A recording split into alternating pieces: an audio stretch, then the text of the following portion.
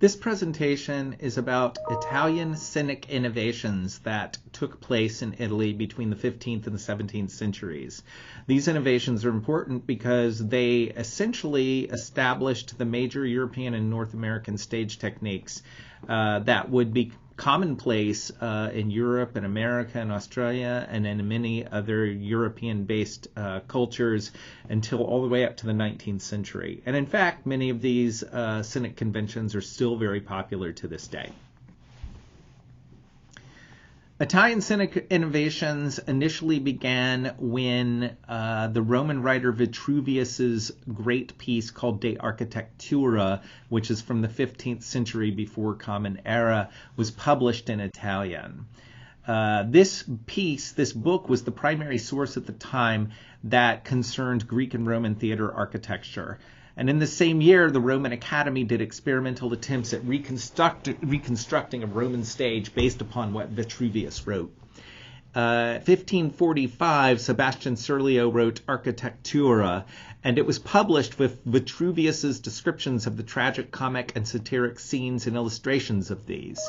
The tragic perspective scenery was said to have columns, pediments, statues, and other objects suited to a monarchy.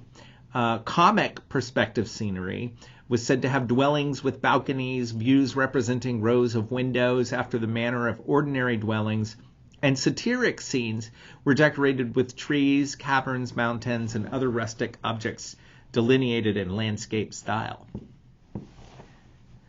Neoclassical theater, and there's a whole other presentation on neoclassical theater and the theories associated with that, is associated with representations of a heightened reality. It is not surprising, therefore, that neoclassical theater makers often made use of perspective painting once it entered theater. Perspective painting emerged and was developed to a great degree between the mid-15th and mid-16th centuries, starting in Italy.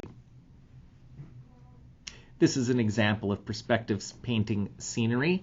And as you can see, you probably recognize this sort of a painting where we're looking off into the distance and we see what's called a vanishing point, and it looks like we're looking into a great deep space when actually we're looking at an illusion. This is a painted surface.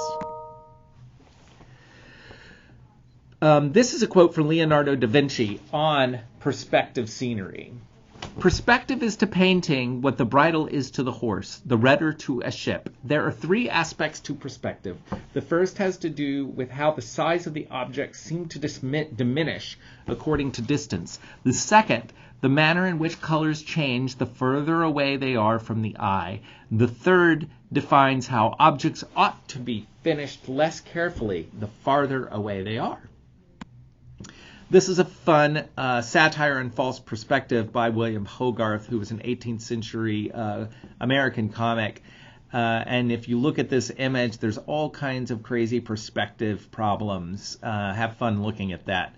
His comment here, this was the caption that went along with this image. Whoever makes a design without the knowledge of perspective will be liable to such absurdities that are shewn in this frontispiece. So enjoy looking at those absurdities.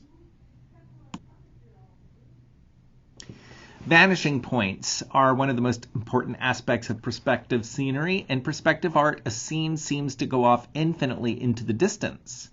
There may be one or more vanishing points in a work of perspective painting, drawing, or theatrical scenery.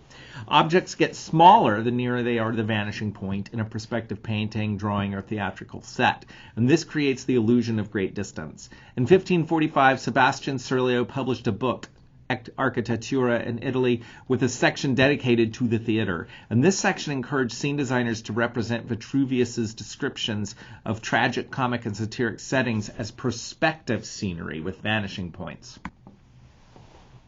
By 1650, there was a clear system for creating perspective scenery and changing scenes in place on the European continent.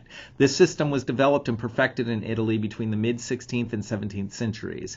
A wide stage with a great deal of depth was required to create the scenery. The stage was raked, angled upward toward the back of the stage, which is, by the way, we call it upstage because it used to be called raked upward towards the back, and that, of course, meant it was down, lower in the front. That's where downstage stage is. The front of the stage was lower than the back of the stage, and this is why the back of the stage is called upstage, and the front of the stage is called downstage. Vanishing Point was painted on two flat shutters that met at the center of the far upstage area. Details were painted on a series of large flat wings that extended from stage right and stage left, and the further downstage a flat was, the larger the imagery. Scene changes were executed by moving the upstage shutters and the flat wings and grooves in the stage floor. And this movement revealed a new set of shutters and flat wings behind the ones that were moved out of the way. This was visually fascinating to audience members. Above the flats and shutters, there were overhead borders masking. So you can see the border here is the masking with the big, that's in front of the curtain. It's covering the top of the proscenium arch. This covered the open space between the flat and the top of the theater. These overhead borders were painted appropriate. For instance, if the scene on stage was a palace, the overhead border might be painted to resemble a ceiling of a palace. By the early 17th century, there were three basic elements of Italian scenery: side wings, back shutters, and flat wings, and masking at the top that covered the tops of the flats. The chariot and pole method of moving Italian scenery was a revolution. It was perfected at the Teatro Novissimo by Giacomo Torelli between 1641 and 1645. The chariot and pole system enabled shutters, side wings, and overhead borders to be changed simultaneously with a single winch. Slots that were cut in the stage floor so that upright poles could pass from beneath to the above stage made these movements possible. Flats were mounted on these poles. The poles were attached under the stage through the slots to chariots, which were little cars on tracks that ran parallel to the front of the stage. And when these chariots were moved with the turn of a winch, all the scenery on stage changed simultaneously via a complex system of ropes and pulleys, and it was all very amazing to the audience. 1618, the Teatro Farnese at Parma is constructed with a permanent proscenium arch at the front of the stage, and this was a major innovation that would catch on. The proscenium arch is the picture frame that frames the opening of a stage, and this allows scenery to appear like an image within a picture. It hides the machinery of making scene changes from the audience. In proscenium theaters, the audience sits in front of the stage and views the performance from one direction. By the mid-17th century, Italian perspective scenery was large and lavish in appearance. Many elements of Italian scenic practices were put into practice in England and the European continent in the 17th century. The proscenium theater form, with audiences viewing the production within a picture frame from one side of the stage, becomes the predominant format of neoclassical comedy and tragedy, and it remains common in the European theater for 300 years after its popularization in the 17th century. There were a lot of special effects in the Italian scenic arts. There were machines to fly large objects and actors. 1 through 50 people could be flown in some large and Italian and French theaters. These might appear on clouds or chariots or the backs of animals suspended over the stage. The effect was created with a sideways motion. Objects were flown in from the side using a system of tracks for casters overhead, in combination with fulcrums, ropes, and pulleys at the sides of the stage. Some structures without performers on them were hinged to fold up in the overhead space and to unfold as they descended. And ingenious riggings were designed to move suspended objects upstage and downstage. There were trapdoor effects. Mountains, rocks, and trees and other objects could rise and sink. Most of these objects, these mountains and things, were painted on claws or were hinged so that they might collapse. To create the appearance of a ghost rising through the floor, a figure might be painted on cloth, attached to a pole, and elevated through a slot in the floor. Characters appeared and disappeared. Character transformations were effected by substitutions from beneath the stage. There was fire and smoke. There was a device for making flames seem to rise out of the earth. And in another situation, this device made it seem like actors were dancing in the flames. Similarly, there were simulated waves, ocean and sea effects. So a large sheet of painted cloth might be moved up and down rhythmically by means of cords attached to the underside.